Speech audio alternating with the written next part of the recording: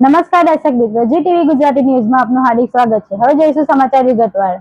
સુરત સ્થિત વિદ્યાકુંજ સંકુલ દ્વારા ગુજરાતી, અંગ્રેજી, હિન્દી માધ્યમના બાળ મંદિરથી ધોરણ 2 સુધીના વિદ્યાર્થીઓ તેમના વાલીઓ માટે એક વિચાર પ્રેરક માર્ગદર્શન પ્રોજેક્ટ બાળક સર્જન ઈશ્વરનું ઘડતર આપણું સફળતાપૂર્વક યોજાયો। આ પ્રોજેક્ટ દ્વારા મહત્વપૂર્ણ સત્યને પ્રાયોગિક રીતે રજૂ કરાયું। બાળકની પ્રથમ પાઠશાળા ઘર છે અને પ્રવૃત્તિ દ્વારા પોતાનું કામ પણ પોતે જ કરે છે।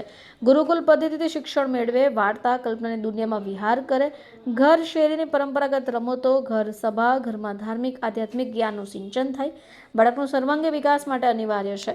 પ્રોજેક્ટમાં કુલ 9 વિભાગો તૈયાર કરાયા, જેમાં આશરે 250 જેટલા વિદ્યાર્થીઓ ઉત્સાહપૂર્વક ભાગ લીધો। વિદ્યાકુંજ સંકુલની શૈક્ષણિક પદ્ધતિ, નવી શિક્ષણ નીતિ વચ્ચેની સામ્યતાઓને પણ રજૂ કરાઈ। આ વિશેષતા રહી કે દરેક ઘરમાં ધાર્મિક, આધ્યાત્મિક, વાર્તા, ગીતના પુસ્તકો હોવા જોઈએ, એ પણ સંદેશો અપાયો। આ હેતુસર પ્રોજેક્ટમાં પુસ્તક ભંડાર પણ રાખવામાં આવ્યો, જ્યાંથી વાલી મિત્રો અને વિદ્યાર્થીઓ પોતાની પસંદગી મુજબના પુસ્તક લઈ જઈ શક્યા। સમગ્ર આયોજન આકર્ષણ રહ્યું।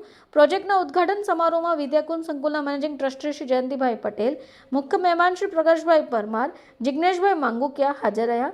સમગ્ર પ્રોજેક્ટમાં સંકુલ ડિરેક્ટર શ્રી મહેશભાઈ પટેલના માર્ગદર્શન હેઠળ વિવિધ વિભાગના આચાર્યશ્રીઓ, શિક્ષક મિત્રો, વાલી મિત્રોના સહયોગથી સફળતાપૂર્વક પ્રસ્તુત થયો।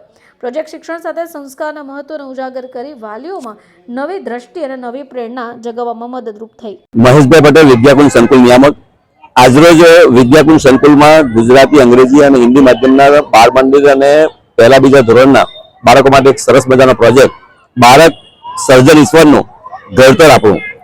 આપણે સૌ જાણીએ છીએ કે બાળકની પ્રથમ પાઠશાળા ઘર છે, ત્યારે ઘરમાં કઈ કઈ બાબતે બાળકની કેળવણી કરવી પડે, કઈ બાબતે બાળક સાથેનું વર્તન વ્યવહાર માતા પિતાનો પણ હોવો જોઈએ, તે અંતર્ગત અમે ગુરુકુળ શિક્ષા પદ્ધતિ લઈને વર્તમાન સમયમાં જે શિક્ષણ પદ્ધતિ છે, નવી શિક્ષણ નીતિ આવી છે, એ પણ ઘરની પ્રવૃત્તિઓ અને ઘરનું વાતાવરણ બાળકના શૈક્ષણિક જીવનમાં પણ કેટલી અસરકારક છે એ દર્શાવતો આ પ્રોજેક્ટ।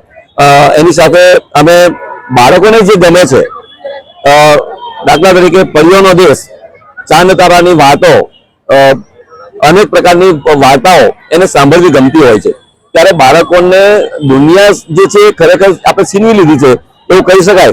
અને આજે વર્તમાન સમયમાં વાલી મિત્રો પાસે પણ કદાચ એટલો સમય નથી એવું કહેવાય છે કે બંને જણ જ્યારે નોકરી કરતા હોય ત્યારે સાંજે 10 મિનિટ માટે પણ ભેગા મળીને મળતા નથી। અહીંયા અમે એ કન્સેપ્ટ પણ મૂક્યો છે કે ઘર સભા નિયમિત કરવી જોઈએ। અડધો કલાક ઘરના દરેક સભ્યો સાથે બેસીને વાર્તાલાપ કરવો જોઈએ। સાથે સાથે ધાર્મિક પોતે જે કંઈ માનતા હોય એ ધાર્મિકતા પણ બાળકમાં આવે અને એના થકી શિક્ષણમાં એ આગળ સારી રીતે વધી શકે એવા સુંદર મજાનો પ્રોજેક્ટ સાથે રમકડાની દુનિયા। અહીંયા આધ્યાત્મિક અને ધાર્મિક ગ્રંથોનું જ્ઞાન જે છે તે શા માટે જરૂરી છે એ પણ પ્રેક્ટિકલ દર્શાવતો પ્રયોગ અમે અહીંયા મૂક્યો છે। એની સાથે વિશેષ કરીને ઘરની રમતો, જે બાળકો ઘરમાં સામાન્ય વસ્તુઓ ભેગી કરીને પણ રમતું હોય છે તેવી રમતો અને શેરીની રમતો જે ભૂલાઈ ગઈ છે એ રમતોને યાદ કરી અને એ રમતોનું કૌશલ્ય શું છે, એને બાળકના જીવનમાં કેટલી જરૂરિયાત છે એ દર્શાવતો પ્રોજેક્ટ। અને છેલ્લે અમે એક બાળકો અને વાલી મિત્રો વાંચતા થાય એ માટે પુસ્તક ભંડારો, આજે જે પુસ્તકો મૂક્યા છે, જે વાલીને જે વિદ્યાર્થીને જેટલા પુસ્તક જોઈએ, જે જોઈએ એ લઈ જઈ શકે તો સરસ મજાનો પ્રોજેક્ટ અમે પ્રસ્તુત કર્યો છે।